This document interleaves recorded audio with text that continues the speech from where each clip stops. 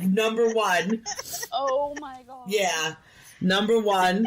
But why? But also the keto makes your breath smell? Well, your mouth isn't your crotch. I know, but I want to talk about the side effects of freaking keto. So and the reasons why I don't go on diets. I don't know for sure if it makes your breath smell, but I feel it like does. It's reported. Yes. Yeah. Okay. So it's part of the story. Because I actually heard like something on another show about keto crotch a couple weeks ago, and I didn't feel like listening, so I googled it. And I think it's just really like when you change your diet a lot, like whether it's keto or anything else, it can change your essence, right? If you will, right. I'm trying not to say it. Yes, I understand. I guess what goes in comes out. Yeah. So but is it like a bad thing then? I know, it's like this is so I didn't, from what I read, it's not a bad thing, it's just different. Right. Maybe it can be bad if you don't like, I don't know. Yeah, yeah, okay. So, but also there's keto breath, and I'm like, what goes on with this keto diet? Like, what?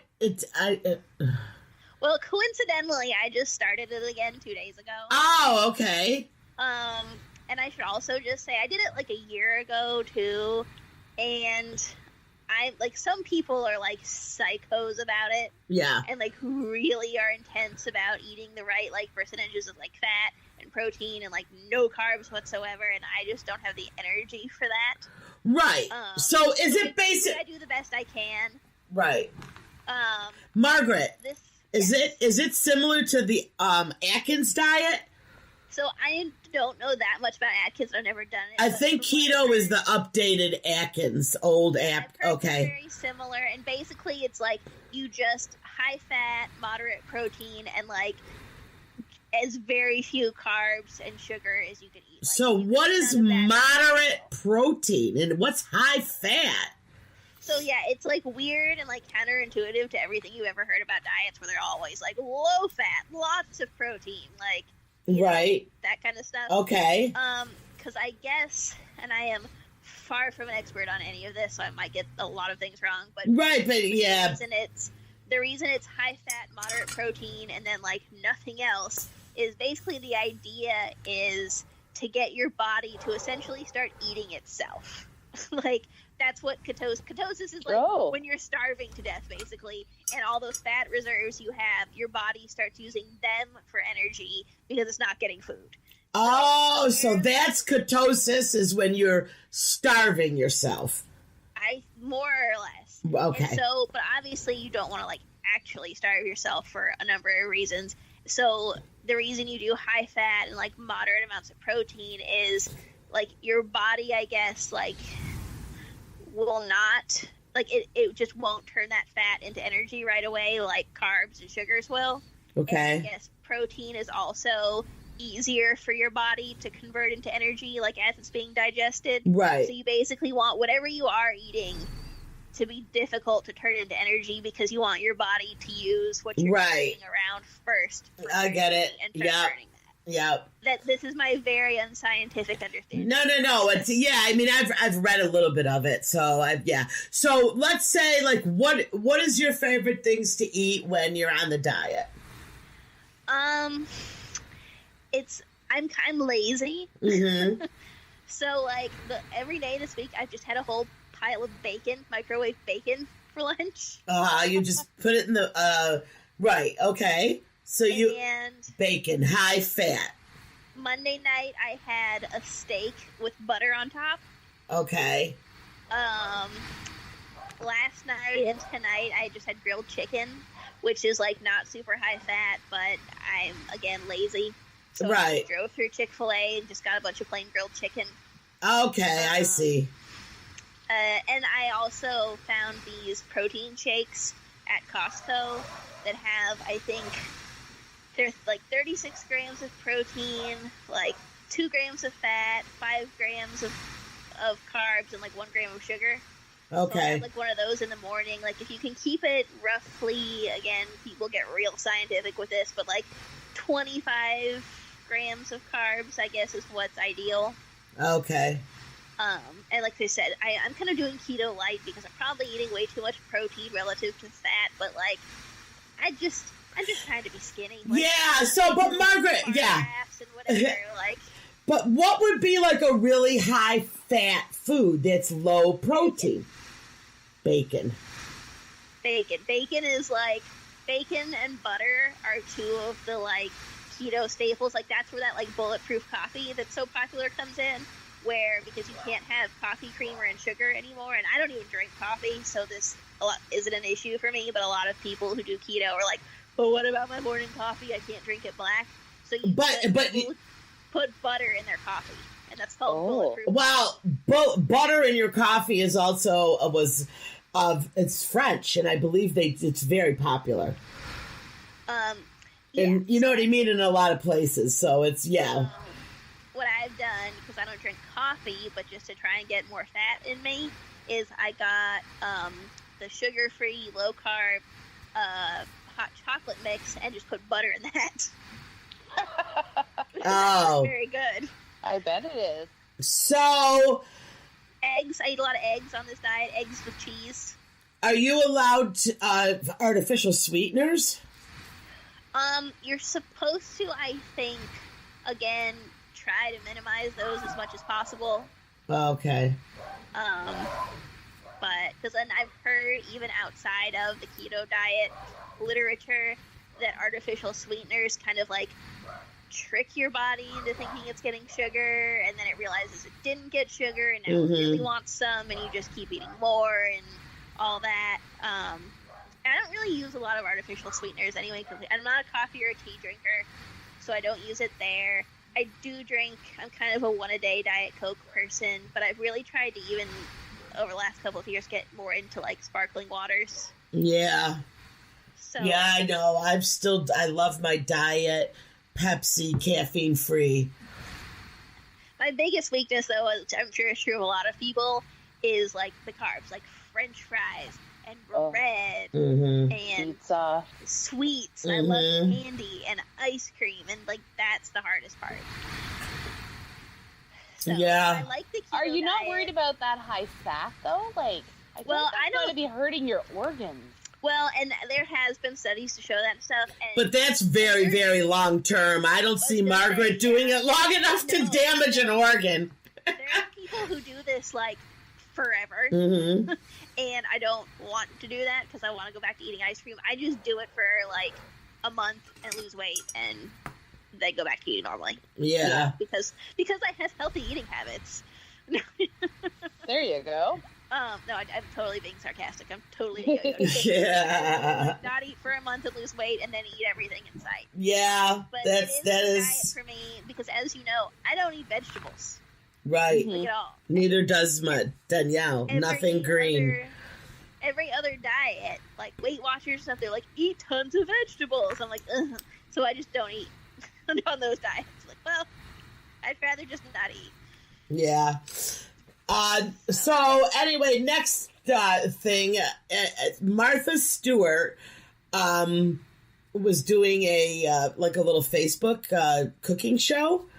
And apparently she gives her lobsters a shot of vodka before she boils them alive. Wait, how do they drink it? Like, I didn't see it. I just saw the article, but everybody was like cracking up. So she she tosses a shot of vodka or tequila into the boiling water, and then she drops them in. Oh my God. She is the queen. I just can't tell you how much I love Martha Stewart since she did that Justin Bieber roast. I did not see that, but I have seen her show with Snoop Dogg. I'm telling you, Jen, Martha Stewart is so cool. Like, it's shocking, right? That Margaret, that she would be like that. Like, she... Agree. This man was actually talking about her on her Instagram story. Yeah. Day, and not the Martha Stewart, like, official account, like her actual personal account, and it's super, super funny. Yeah, she's so funny. Like, I don't know.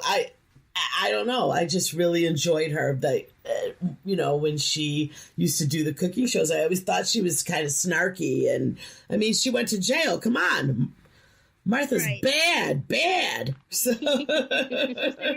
she is. She's the real deal. So that was amused me. Also, another old story, but I need to. Trump signed Bibles during an Alabama disaster visit. This probably was 4 weeks ago when this happened, but it's always like it's at the top of my notes because I was like, he was signing Bibles. There's nothing more to say. Like, people. He's special. He's a special man. He's signing Bibles. Yeah. But I mean, it's entertaining if nothing else. There you go, Margaret. And that front headline story alone, read the headline, don't bother with the story. That was enough. Okay. Also, another thing that's pretty scary is a group of British teenagers were left for dead on an island infested with snakes. Listen to this. They were paying for a snorkeling trip in Thailand. Okay, so they were, Jen, it was a shore excursion. So think of it as a shore excursion, Jen. And the men offered them, to take them on the snorkeling tour. And it was 17 of these kids. And they were at a resort south of Bangkok, and you know how they are, Jen, at the resorts. People are pulling up, they're showing you all their tours. So these kids thought, okay, fine. They paid $26 American each, and they jumped on a speedboat, and they were left at this island. They were told to swim ashore and get, do your snorkeling, and then they would, wait for them, but they left. And the snake, the island was full of snakes. So what did they do? God. Did they just stay in the water? Yeah. So the friends were forced to swim. It was jellyfish infested, and then when they got onto the land, it was full of potentially venomous snakes. After being left without food, water, and sunscreen for 3 hours, the friends were eventually rescued with the help of some local fish. So they were only there 3 hours, those babies. I mean, 3 minutes on an island full of snakes is too much for me. And Cindy, for that matter, I'd like to see you on that island. See how well you would. I just read this. You can't even handle the lizards and flies, yeah, snakes in an island. I just read this whole story and to find out they were only there for 3 hours. I thought it was going to be way more dramatic, you guys. That's the thing. Oh my gosh.